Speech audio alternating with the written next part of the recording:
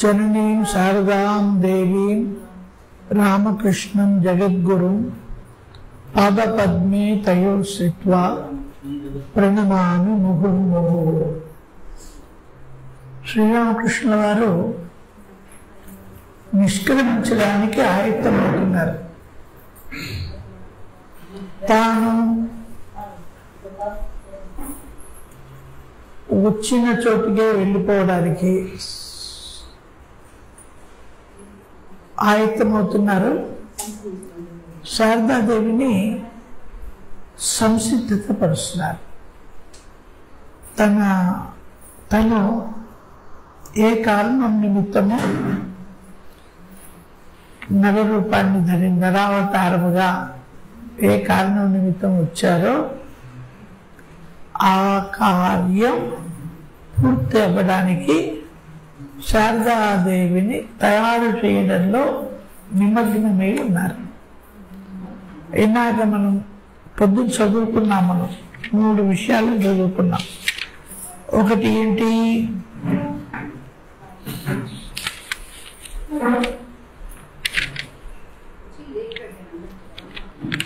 ఆవిడలో గురుత్వ భావన,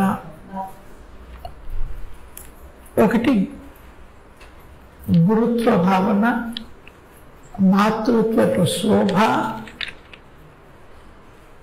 గృహిణులకు అవసరమైన గృహస్థాశ్రమ ధర్మంలో పాటించవలసిన విధానాలు, ఇవన్నీ తయారు చేశారు శ్రీరామకృష్ణ. ట్రైనింగ్, ఉత్తమమైనటువంటి ట్రైనింగ్ ఇచ్చారు. తర్వాత ఆవిడ ప్రేమమయ్యి సకల జీవులను కూడా ఏ విధమైనటువంటి ప్రతిఫలాపేక్ష లేకుండా సమానంగా ప్రేమించగలగడం, అది కూడా మనం గమనించాం.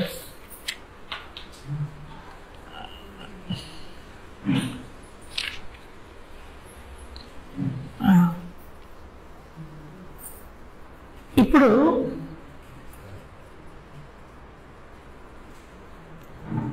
ఆవిడ కూడా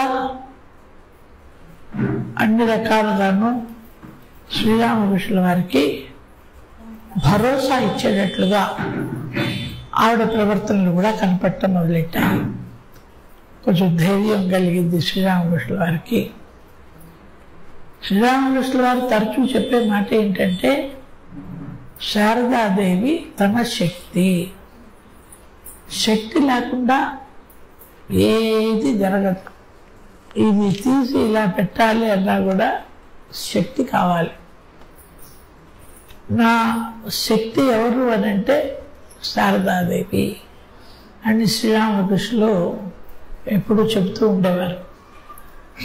ఆవిడే కనుక లేకపోతే నేనేమైపోయేవాళ్ళనో అంటూ కూడా చెబుతూ ఉండేవారు. ఎప్పుడు శారదాదేవిని సాధ్యమైనంత వరకు ప్రశంసలతో ఎవరు వచ్చినా సరే ప్రశంసలతో మాట్లాడేవారు. ఆవిడ ముందు కూడా ప్రశంసిస్తూనే మాట్లాడేవారు. ఇది ఒక విచిత్రమైనటువంటి దాంపత్యం వాళ్ళది. ఆయన అంటున్నారు, తమ శక్తి అయిన శారదాదేవి అన్ని విధాల అవతార కార్యాన్ని చేపట్టడానికి తయారుగా ఉన్నారు.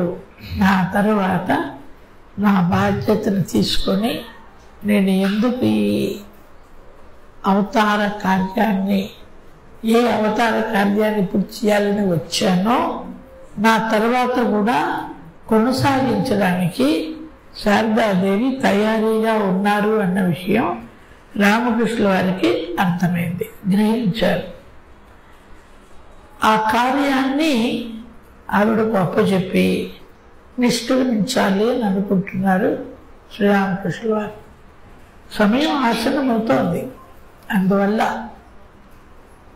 ఏ మఠాల్లో చూసినా ఉత్తరాధికారి నిలుస్తారు కదా, ఆయన తర్వాత ఆవిడ అని. ఇప్పుడు సుఖం వచ్చింది అని అంటే, సుఖం వస్తే దుఃఖం కూడా దాన్ని వెంబడిస్తూ ఉంటుంది. ఒక సుఖమే నాన్ స్టాప్గా ఉండదు, ఒక దుఃఖం కూడా నాన్ స్టాప్గా ఉండదు. శారదాదేవి ఏం చెప్పేవారు, కష్టాలు అనేటువంటివి వంతెన కింద నీళ్ళ లాంటివి. నీళ్ళు వస్తూనే ఉంటాయి, పోతూనే ఉంటాయి. కష్టాలు కూడా వస్తూనే ఉంటాయి, పోతూనే ఉంటాయి. దానికి ఈ ఒక కష్టానికి ఇంకో కష్టానికి మధ్య సుఖం కూడా వస్తూ ఉంటుంది. ఎందువల్లంటే సమ్మెటపోటు బాగా కాలినటువంటి ఇనుము పైన సమ్మెట పొట్లు వేస్తూ ఉంటారు కదా. ఒక 4 సమ్మెట పొట్లు వేసిన తర్వాత ఆగాలి, ఆగుతారు, ఆగిన తర్వాత మొదలెడతారు. ఆ సమ్మెట పొట్లు కూడా కంటిన్యూస్గా పడవు, ఇనుముకైనా సరే పడవు. వాళ్ళకు పద్ధతి అది, వాళ్ళ నియమం అది. దానికి కూడా కొంచెం రెస్ట్ ఇవ్వాలి. పాపం పొట్ల మీద దెబ్బల మీద దెబ్బలు పడుతూ ఉంటే ఏమవ్వాలి, అది కొంచెం ఆగుతారు. ఆగిన తర్వాత వాడు అంటాడు, అప్పుడు మళ్ళీ అది రెడీ అయిందని అర్థం. చాలా విచిత్రంగా ఉంటాయి. ఎందుకు ఆపుతారని అడిగాను నేను. అది మీకు అది కాళ్ళు ఇనుములా కనపడుతుందండి, మాకు అలా కాదు, మా జీవితమే అది, దాన్ని కూడా మేము గౌరవం ఇవ్వాలి, అలాగే మధ్యలో ఆపుదామంటారు వాళ్ళు, వాళ్ళకి తెలుసు. అలాగా సుఖం వస్తే దుఃఖం వెంబడిస్తూనే ఉంటుంది. ఈ చక్ర భ్రమణం ఏదైతే ఉందో, జనన మరణాలు అనేటువంటి చక్ర భ్రమణం, ఈ చక్ర భ్రమణం నుండి ఎవ్వరూ తప్పించుకోలేరు. అందువల్లనే జ్ఞానులు సుఖ దుఃఖాలు రెండింటినీ త్యజించి వాటికి అతీతమైన స్థితిని చేరుకోవడానికి ప్రయత్నిస్తారు. మనం విన్నాం, శ్రీకృష్ణుడికి మేనత్ అవుతుంది ఎవరు, కుంతీదేవి. అత్త ఏదైనా సరే కోరుకో, నువ్వు ఏది కోరుకున్నా నేను ప్రసాదిస్తాను అని అడుగుతారు. మా ఆవిడ వాళ్ళు ఏమని కోరుకుంటుందంటే, నాకు అన్ని దుఃఖాలనే ఇవ్వు అని కోరుకుంటుంది. ఎందుకంటే ఎవరన్నా అలా కోరుకుంటారా? దుఃఖాలనే అడుగుతున్నావు ఏంటి అని అంటే, దుఃఖాలు ఉన్నప్పుడు నువ్వు నాకు జ్ఞాపకాన్ని ఉంటూ ఉంటావు, నిన్ను మర్చిపోవడం నాకు కష్టం, అందువల్ల దుఃఖాలనే ఇవ్వు, నిన్ను ఎప్పుడూ స్మరించుకుంటూ ఉంటాను అని ఆవిడ అంటుంది. భగవత్ స్మరణలో ఉన్నప్పుడు దుఃఖాలుగా అనిపించవు, అవి తగ్గిపోతూ ఉంటాయి. అందువల్ల ఇప్పుడు జ్ఞానులైన వాళ్ళు సుఖము దుఃఖము ఈ రెండింటినీ కూడా త్యజించి అతీతమైన స్థితికి చేరు, ఈ రెండింటికి ఆవలో ఉన్నటువంటి స్థితిని అపేక్షిస్తారన్నమాట. అతీతమైన స్థితికి చేరుకోవడానికి ప్రయత్నిస్తారు. ఇక్కడ విషయం ఏంటంటే, ప్రజల శ్రేయస్సు కోసం జన్మ స్వీకరించారు శ్రీరామకృష్ణుల వారు. ప్రజల శ్రేయస్సు కోసం జన్మ స్వీకరించి ప్రజల మధ్యనే జీవిస్తూ అవతార పురుషులు మానవుల్లా సుఖ దుఃఖాలను స్వీకరిస్తూ ఉంటారు. అవతార పురుషుల ఉద్దేశం, వాళ్ళు ఈ భూమి మీదకి రావడానికి కారణం ఏమిటి అని అంటే,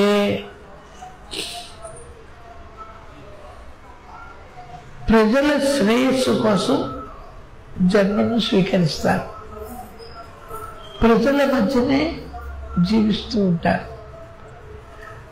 ప్రజల మధ్యనే జీవిస్తూ ఈ మానవ జీవితాన్ని తీసుకున్నప్పుడు, ఈ శరీరాన్ని ధరించినప్పుడు దానితో వచ్చేటువంటి యాతనలను కూడా భరించాల్సిందే. శరీర యాతన అని అంటాం కదా, యాతన శరీరం అని అంటాం. దీన్ని యాతన శరీరాన్ని ధరించావు అంటే యాతనలు కూడా పడాల్సిందే, వేరే మార్గం లేదు. వీళ్ళకి తెలిసినా కూడా ప్రజల క్షేమం కోసం, ప్రజల శ్రేయస్సు కోసం ఈ యాతనా శరీరాన్ని ధరించినప్పుడు ఆ శరీరం ద్వారా వచ్చేటువంటి అన్ని అవస్థలను కూడా వాళ్ళు అనుభవించాల్సి వస్తుంది.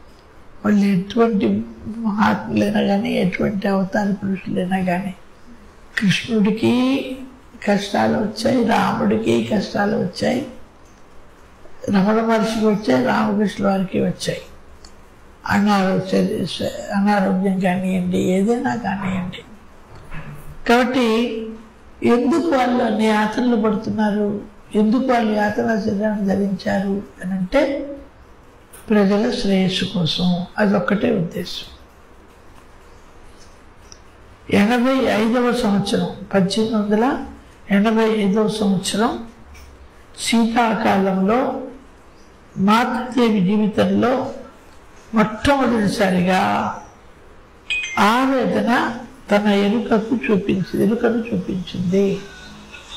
మొట్టమొదటిసారిగా ఆవిడ ఆవేదన పొందినటువంటిది. మీరు అనొచ్చు, ఆవిడ తన తమ్ముళ్ళ పిల్లల ద్వారా, కొంతమంది అమాయక భక్తుల ద్వారా, సోదరుల ద్వారా ఆవిడ ఎన్నో హృదయరాం వల్ల ఆవిడ ఎన్నో కష్టాలను, ఇబ్బందులను ఎదుర్కొన్నది కదా. అవి ఏవి కష్టాలుగానే ఆవిడ తీసుకోలేదు. అవి కష్టాలే కాదు ఆవిడ దృష్టిలో. మొట్టమొదటిసారి కష్టం 85 శీతాకాలంలో వచ్చిందిట. మనం ఇంత చిన్నదానికే విలువలాడిపోతాం. ఆవిడ అనుభవించిన కష్టాలను చదివితేనే మనకి భయం వేస్తుంది. కానీ అవేవి ఆవిడ కష్టాలుగానే తీసుకోలేదు. ఏమిటి ఆవిడకి అనుభవంలో వచ్చిన కష్టం? ఏప్రిల్ నెల మధ్యలో గురుదేవులకు గొంతులో నొప్పి మొదలైంది. 1885 ఏప్రిల్లో ఈ క్యాన్సరు మొదలైంది. 86 ఆగస్టులో ఆయన చనిపోయారు.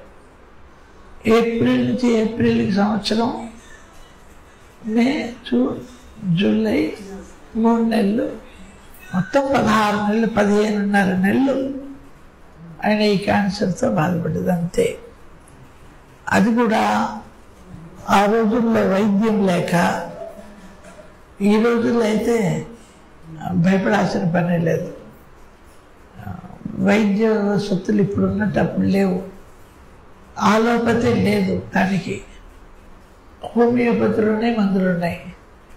ఆయన హోమియోపతి తీసుకుంటూ అప్పటికి 15 నెలలు నడపగలిగారు అని అంటే అది తక్కువ సమయం ఏం కాదు. సో ఏప్రిల్ 85 ఏప్రిల్లో గొంతులో నొప్పి మొదలైంది. క్రమక్రమంగా అది ఎక్కువయ్యి ఆ నొప్పి ఎటువంటి చికిత్సలకు తగ్గక తీవ్రం కాసాగింది.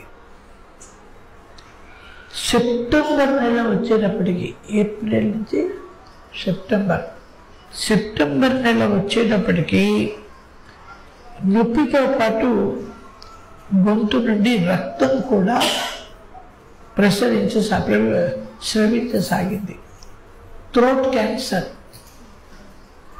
ఆ థ్రోట్ క్యాన్సర్ వల్ల గొంతు నొప్పి, రక్తస్రావం. ఎంత బాధ అంటే మనం ఊహించలేము. ఆ పురుగులు, క్యాన్సర్ పురుగులు కొంచెం కొంచెం తినేస్తూ ఉంటాయి. వర్ణనాతీతం. ఇలా ఉంటుంది ఆ బాధ అని చెప్పడానికి సాధ్యం కాదు. రామకృష్ణ వారు నవ్వుతూనే భరించేవారు. ఇలా స్రవిస్తూ ఉన్నా, రక్త స్రవిస్తూ ఉన్నా, నొప్పి ఉన్నా వచ్చిన భక్తులతో మాట్లాడుతూనే ఉండేవారు. ఎలా సాధ్యం? ఏ చేతికో కాళ్ళకో అంటే అది వేరే విషయం. గొంతు క్యాన్సర్ అయి ఉండి నొప్పి ఎంత తీవ్రతగా ఉన్నా కూడా మాట్లాడడం మాత్రం మానలేదు.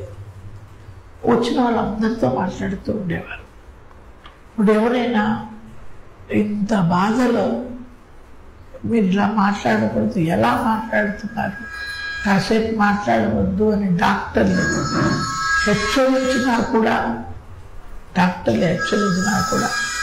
ఆయనే అనేవారు, వాళ్ళు సంసార తాపత్రయంలో వాళ్ళు పడుతూ ఉన్నటువంటి కష్టాలను నాతో చెప్పుకోవడం ద్వారా కొంచెం ఉపశమనం పొందుతారు.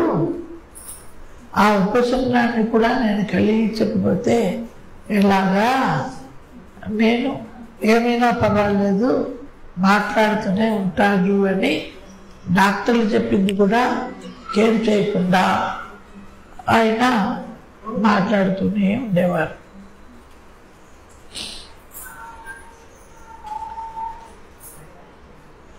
అందువల్ల భక్తులు ఇప్పుడు దక్షిణేశ్వరంలోనే ఉంటే భక్తుల రద్దీ ఎక్కువైపోతుంది. ఈయనేమో విశ్రాంతిని గొంతుకి.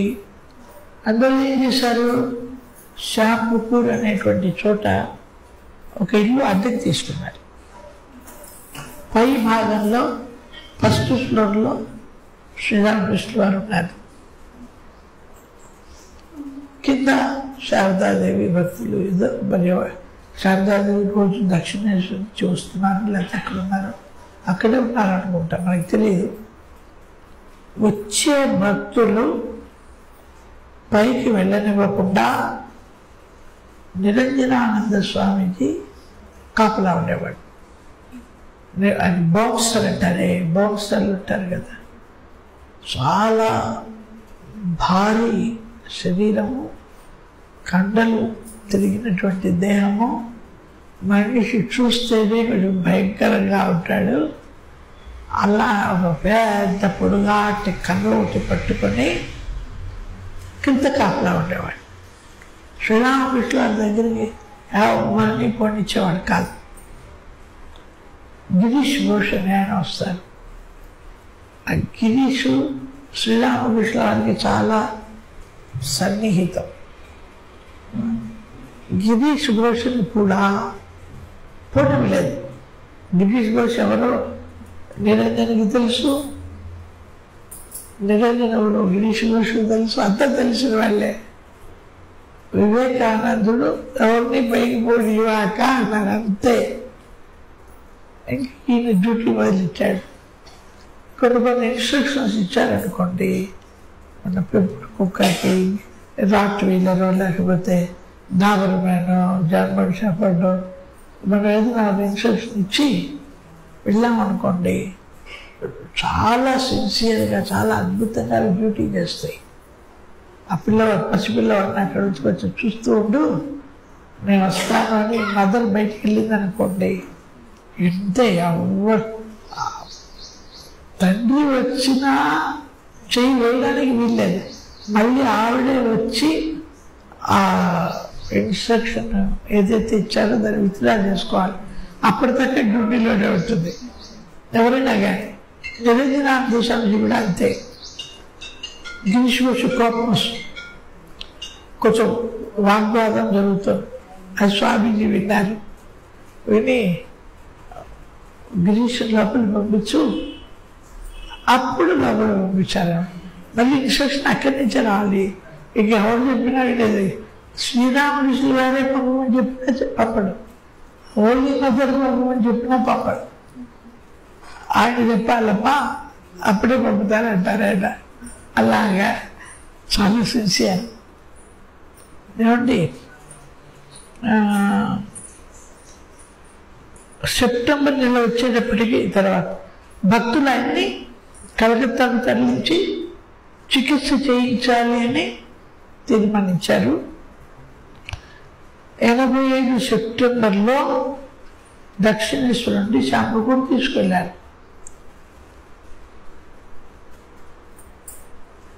ఈ గోలాత్మ ఆవిడ పలికే పలుకులు ఒక్కొక్కసారి ఆశ్చర్యంగానే ఉంటాయి, కొంచెం ఏదైనా తేడా కొట్టిందా అనిపించినట్టుగా ఉంటాయి.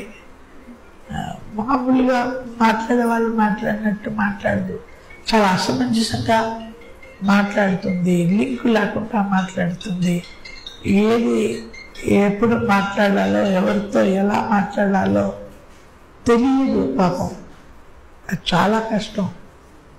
ఆవిడకని కాదు, జనరల్గా వచ్చే ప్రాబ్లమ్స్ అన్నింటికి కారణం ఏంటి అని అంటే ఎవరితో ఎప్పుడు ఏ రకంగా ఎంతవరకు మాట్లాడాలి అని తెలియకపోవడం వల్లనే మిస్అండర్స్టాండింగ్స్, ప్రాబ్లమ్స్. కొంతమంది ఉంటారు, కొంతమంది ఏమిటి ఏ విషయాన్ని దాచుకోలేరు. ఎంత ఎక్కువ మందికి తెలియజేస్తే వాళ్ళంత గొప్ప ఫీల్ అవుతారు. ఫస్ట్ ఇన్ఫర్మేషన్ నేనే ఇచ్చాను, మళ్ళీ ఉండాలి మా ఎంత నాలెడ్జో. ఇప్పుడు నా దగ్గరికి వచ్చారనుకోండి, ఉదాహరణకి నేను ఏదైనా ఒక ఇన్ఫర్మేషన్ టీవీలోనే ఎక్కడో చూశాననుకోండి, ఉక్రెయిన్ వారు ఆగిపోయింది కదా అన్నాను అనుకోండి, అబ్బా స్వామీజీ గారికి ఎంత తెలుసో అని అనుకుంటారు కదా. అలాగా ఏదో ఒకటి మాట్లాడే ప్రయత్నం చేస్తూ ఉంటుంది గోలాప. ఇక్కడ ఆయన శాంతిపూర్లో ఉంటే గురుదేవుల వ్యాధి గురించి బాధపడుతూ ఉన్నటువంటి మాతృదేవి శోకమూర్తిగా కనపడుతోంది. భర్త, దైవము, గురువు, సర్వస్వము శారదాదేవికి శ్రీరామకృష్ణుల వారే. ఆవిడకి వేరే అంగము తెలియదు. ఎప్పుడు సదా శ్రీరామకృష్ణుల వారి చిత్తంలోనే ఉంటూ ఉండేవారు. అలాంటిది ఆయన పడుతున్నటువంటి బాధను చూసి శారదాదేవి శోకమూర్తిగా మారిపోయారు. దక్షిణేశ్వరంలో ఒంటరిగా ఉండలేకపోయారు. ఆయన శాంతిపురంలో ఉంటే ఇప్పుడు దక్షిణేశ్వరంలో ఉంది, ఒంటరిగా ఉండలేకపోయారు. గోలాత్మ ఇలా బాధపడుతున్న శారదాదేవి దగ్గరికి వచ్చి ఎలా మాట్లాడుతుందో చూడండి. ఆలోచనారహితంగా మాట్లాడిన పలుకులు మాతృదేవి శోకాన్ని అధిగమింపజేశాయి. బాధపడుతున్న వాళ్ళ దగ్గర వాళ్ళకి స్వాంతనం కలిగేటట్లుగా మాట్లాడాలి. నోటికి ఎలా వస్తే అలా, ఏది పడితే అలా మాట్లాడితే ఎలా, ఆ మాత్రం కామన్ సెన్స్ కూడా లేదు. ఎవరు మాట్లాడరు కదా. చూడండి, గురుదేవులు వ్యాధిగ్రస్తులై దక్షిణేశ్వరం నుండి తరలి వెళ్ళడానికి మాతృదేవి పట్ల గల కోపమే కారణమై ఉండవచ్చు. ఇది అనాల్సిన మాట.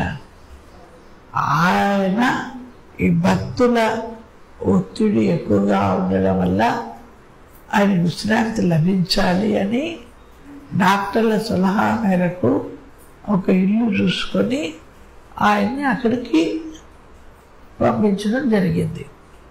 అది అసలు విషయం. ఏమంటోంది, గురుదేవులు వ్యాధిగ్రస్తులై దక్షిణేశ్వరం నుండి తరలి వెళ్ళడానికి మాతృదేవి పట్ల ఆయనకు గల కోపమే కారణము. ఎక్కడన్నా కోపాన్ని ప్రదర్శించారండి ఒక్కసారి కూడా. ఇంకా చెప్పాలంటే ఆయనే జాగ్రత్తగా ఉంటాడు ఆవిడ విషయంలో. ఇక ఆవిడ కోపం వస్తే ఏమవుతుందో అని భయం. వృద్ధానికి కేర్ఫుల్గా సమాధానమే చెప్పకుండా జాగ్రత్తగా ఉంటారు. ఆయనకి ఎక్కడండి కోపం? బహుశా ఆయన కలకత్తాకు వెళ్ళడానికి కారణం శాంపూర్ వెళ్ళడానికి కారణం శారదాదేవి మీద గల కోపమే కారణం అయి ఉండవచ్చు అని ఒకరోజు యోగిని మాత్రం చెప్పింది. శారదాదేవితో చెప్తే చంప బాధపడుతుంది, శారదాదేవి ఊరుకుంటుందేంటి? ఇలాగా పిచ్చి మాటలు మాట్లాడే వాళ్ళ చుట్టూ మనం జీవిస్తున్నాం. ఒక్కళ్ళు ఇక్కడ ఇప్పుడు ఒక్కతే, మన చుట్టూతా ఎలా మాట్లాడాలో తెలియని పిచ్చి వాళ్ళ మధ్య మనం జీవిస్తూ ఉన్నాం. అప్పుడప్పుడు వాళ్ళ పిచ్చి మనకు కూడా అంటుతూ ఉంటుంది, అట్లా సందేహమే లేదు. ఎవరు సరిగ్గా మాట్లాడతారండి? మాట్లాడటం చేత అయితే ఇన్ని వ్యవస్థలు ఎందుకు ఉంటాయండి? అంతా మాట్లాడటం వల్లనే కదా. యోగిని మాతో చెప్పింది. యోగిని మా ఊరుకుంటుందా? శారదాదేవి చెప్తారు కదా, గోలాత్మ కించిత్ కూడా నిజము లేనటువంటి ఈ మాటలు యోగిమ్మ ద్వారా మాతృదేవికి తెలియవచ్చాయి. ఇప్పుడు ఆవిడ కూడా గోలాత్మ 4 మాటలన్నీ ఆవిడ చెవిలో పడకుండా జాగ్రత్త పడితే అది వేరే రకం. ఇలా గోలాత్మ అన్నది అని చెప్పడం ఫస్ట్ హ్యాండ్ ఇన్ఫర్మేషన్ అన్నమాట. ఎందుకు చెప్పిందిట? అది కూడా యోగి ఇంకొకళ్ళు చెప్పడానికి ముందు నేనే చెప్పాలి అని గౌరవ వెళ్ళి చెప్పేసింది యోగి. ఎందువల్ల గోలాత్మ నాతోనే కాదు ఇంకా ఎంతమందితో చెప్పిందో తెలీదు, వాళ్ళు వెళ్ళి చెప్పడానికి నేనే ఆ ఇన్ఫర్మేషన్ ఇవ్వాలి. ఇచ్చినందువల్ల ఏమిటి జరిగిందండి? ఆవిడని బాధించడం తప్ప అంతకన్నా ఏమైనా జరుగుతుందా? ఎలా ఉంటుందో చూడండి.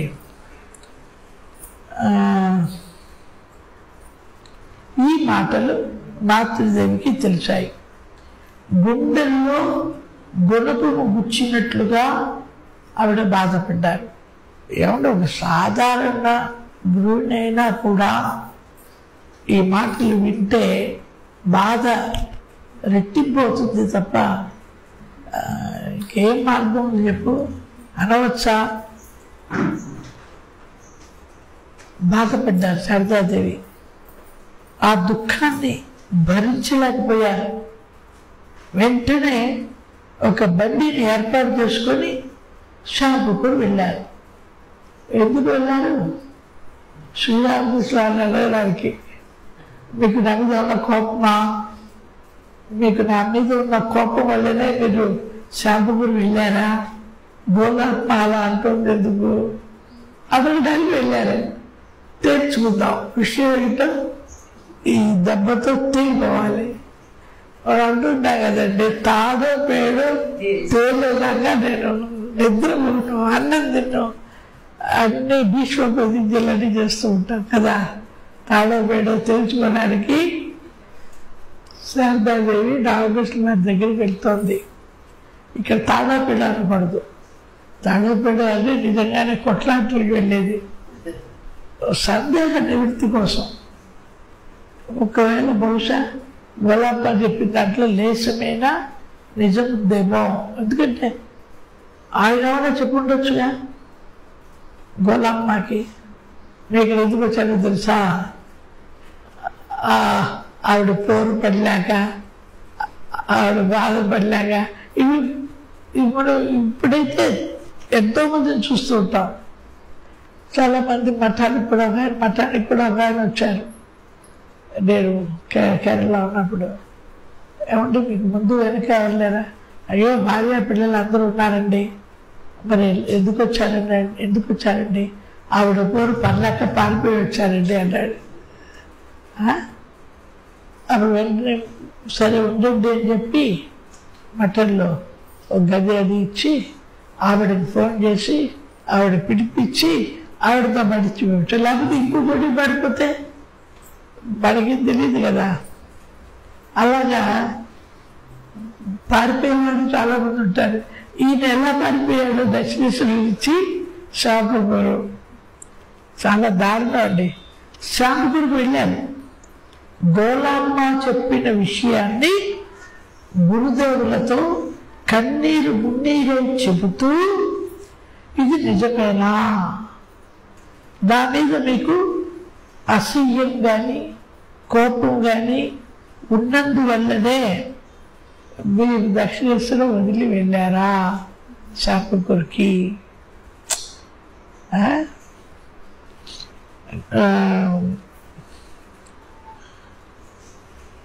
అంటూ విలపిస్తూనే హృదయం పగిలిపోయేటట్లు విలపిస్తూ ఉన్న మాతృదేవిని చూశారు గురుదేవులు. ఎలా ఉంటుందండి, ఒక బాంబు పేల్చినట్లుగానే ఉంటుంది ఎవరికి, శ్రీరామకృష్ణ వారికి. ఎందువల్ల ఎప్పుడు ప్రశంసిస్తూ ఉంటారు, గర్వపడుతూ ఉంటారు, నాకు ఇటువంటి ఉత్తములైన సహధర్మచారిని లభించింది అని. ఏది కూడా చాలా వరకు ఆవిడ ప్రతి విషయాన్ని ఆవిడతో సంప్రదించేవారు. ఇప్పుడు భర్త వచ్చి భార్యని సంప్రదించినప్పుడు ఏదైనా విషయం సమాధానం చెప్పాలి కదా, ఒక అనుమానము ఏదైనా కానీ ఈవిడ అదేమన్నా అడిగినప్పుడు ఏం చెప్పేది, నాకు కొంచెం సమయం ఇవ్వండి నేను తర్వాత చెప్తాను అని తాట వేసేది. అప్పుడు ఆయన అనేవారు, నువ్వు ఎవరితో నువ్వు సంప్రదించాలి, నువ్వు ఎవరి సలహా తీసుకోవాలి, ఈ చిన్న పరిస్థితికి సమాధానం చెప్పడానికి సమయం ఎందుకు అని కొప్పిడేవారు.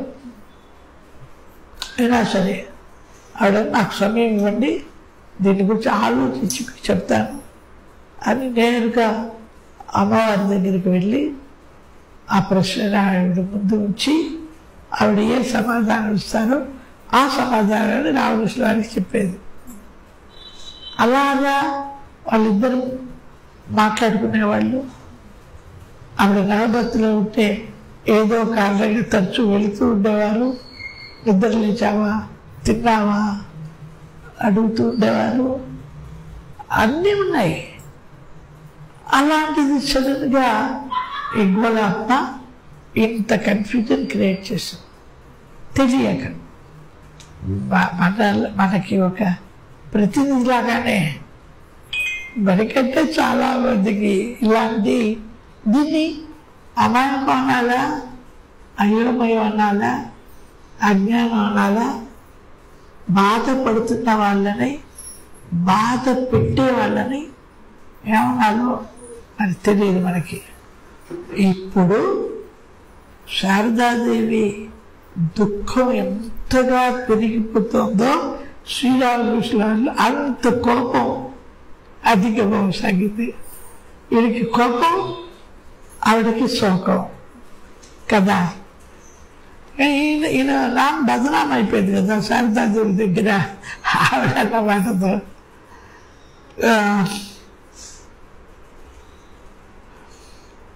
గురుదేవులకు గోలామ్మ మీద పట్టరాని కోపం వచ్చింది. దగ్గర లేదు ఆవిడ, దగ్గరుంటే చంపు వెళ్ళిపోయింది బహుశా, ఆవిడ దగ్గర లేదు. గోలామ్మ అప్పుడు అంటున్నారు, గోలామ్మ మాటలన్నీ పచ్చి అబద్ధాలని పలు విధాలుగా మాతృదేవికి నచ్చజెప్పి ఆమెను అనునయించారు శ్రీరామకృష్ణ. ఆయన పలు తప్పాలు చెప్పాల్సిన అవసరం లేదండి. నేను ఆయన అనలేదు అని అంటేనే చాలు. ఎందువల్ల ఆయన సత్యం తప్ప మరొకటి మాట్లాడలేరు. ఆ సంగతి శారదాదేవికి తెలుసు. ఆయన ఒక్కసారి కాదు 100 సార్లు క్షమ అడుగుతున్నారు, నేను అనలేదు ఆ మాట అని బతిలాడుతున్నారు. ఎలాగో శారదాదేవిని అనునయించగలిగారు. శారదాదేవి తెలుసుకుందా, నేను అనలేదు ఆయన అన్నారంటే ఇది గోలామ్మ పిచ్చి అని అర్థమైపోతుంది ఆవిడకు కూడా. ఆవిడేం తక్కువ ఆవిడ కాదు కదా. అప్పుడు మాతృదేవి కుదుటపడ్డారు. శ్రీరామకృష్ణ నేను అనలేదు అనగానే ఆవిడ కుదుటపడ్డారు. మనమైతే అన్నా కూడా ఆవిడతో అనుండొచ్చు, అని ఉన్నా కూడా నేను అలా లేదు, నేను అలా ఎందుకంటాను, కాళ్ళు పిలు ఆవిడ అడుగు, ఎవరు చెప్పారు అడుగు, ఇలా అంటాం కదా. అది అక్కర్లేదు. ఇది ఎప్పుడైతే అనలేదు అన్నారో ఆవిడ మనస్సు కుదుటపడింది. ఆవిడ మనస్సు కుదుటపడ్డ తర్వాతే ఆమెను దక్షిణేశ్వరానికి పంపించారు శ్రీరామకృష్ణ వారు. ఇక ప్రశాంతంగా వెళ్ళిపోయింది ఆవిడ. తర్వాత ఊరుకుంటారైనా గోలాత్మను తీసుకురావాల్సిందిగా మనిషిని పంపించారు. పిలుచురా గోలాత్మ ఎక్కడుందో తెలుసుకుందాం. మనిషిని పంపారు. ఆవిడ రాగానే గొలమ వచ్చింది. పచ్చి అబద్ధం మూర్ఖంగా పలికి మాతృదేవి మనస్సును అమితంగా గాయపరిచినందుకు ఆగ్రహించారు శ్రీరామకృష్ణ వారు. ఈయన ఆగ్రహం కూడా జాగ్రత్తగా ఉంటుందండి. ఎక్కువగా ఏదైనా శాపంలాగా ఏదైనా ఒక మాట అంటే అది జరిగిపోతుంది కదా, అందువల్ల చాలా జాగ్రత్తగానే మాట్లాడతారు. పొరపాటు మాట అన్నారనుకోండి, మనం 100 కాదు 1000 ఏం పర్వాలేదు కదా, ఆయన అనకూడదు.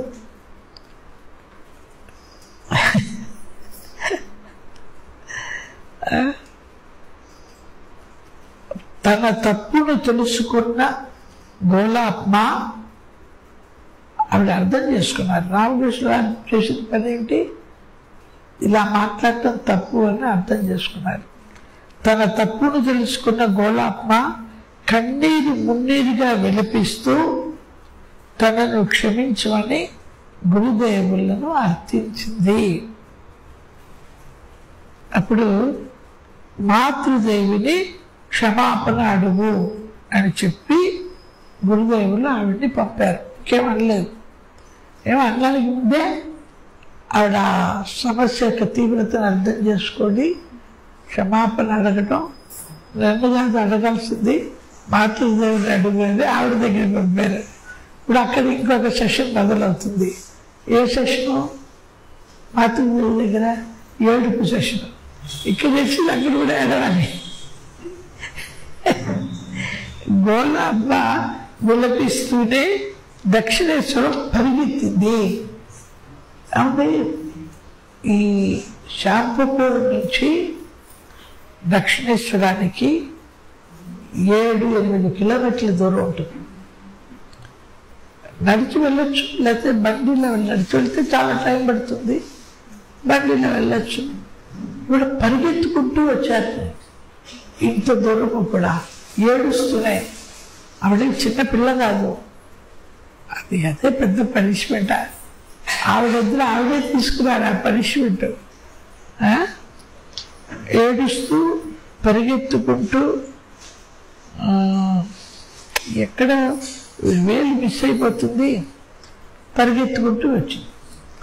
మాతృదేవిని క్షమాపణ యాచించింది. ఎవరి పట్ల ఎన్నడూ కలలో కూడా కోపము పగను చూపని మాతృదేవి ఆవిడ ఇప్పుడు తను జీవించిన 67 సంవత్సరాల్లో ఎంతమంది ఆవిడ్ని ప్రత్యక్షంగాను పరోక్షంగాను సూటిపట్టి మాటలతో అవమానపరుస్తూ ఎన్ని ఇబ్బందులుగా అన్ని ఇబ్బందులను సహిస్తూ రాతు కొట్టేది, సరయువాల కొట్టేది, నళ్ళని కొట్టేది, చేతిలో ఏది ఉంటే అది విసిరివేసేది, దెబ్బలు తగిలేవి, హృదయనామం నానా దుర్భాషలు వాడేవాడు. ఎంతమంది ఎన్ని రకాలుగా ఆవిడని అవమానించిన కళలో కూడా కోపము పగని చూపనటువంటి మాతృదేవి చిరునవ్వుతో గోలామ్మ వీపుపై నిమురుతూ ఎంతో ప్రేమగా మాట్లాడారు. ఇది శారదాదేవి యొక్క వ్యక్తిత్వం. ఒక్కసారి ఊహించుకోండి, నయము కాని రోగంతో బాధపడుతూ ఉన్న తన ప్రాణమైనటువంటి శ్రీరామకృష్ణుల వారు కొంచెం దూరంగా వెళితే నీ మీద కోపంతో ఆయన వెళ్ళారు అని అంటే అదేమన్నా చిన్న విషయమా? కానీ ఎక్కడ ఎప్పుడూ లేనంత ప్రేమతో ఆవిడని దగ్గరికి తీసుకొని వీపు పైన నిమిదితూ ప్రేమతో మాట్లాడారు.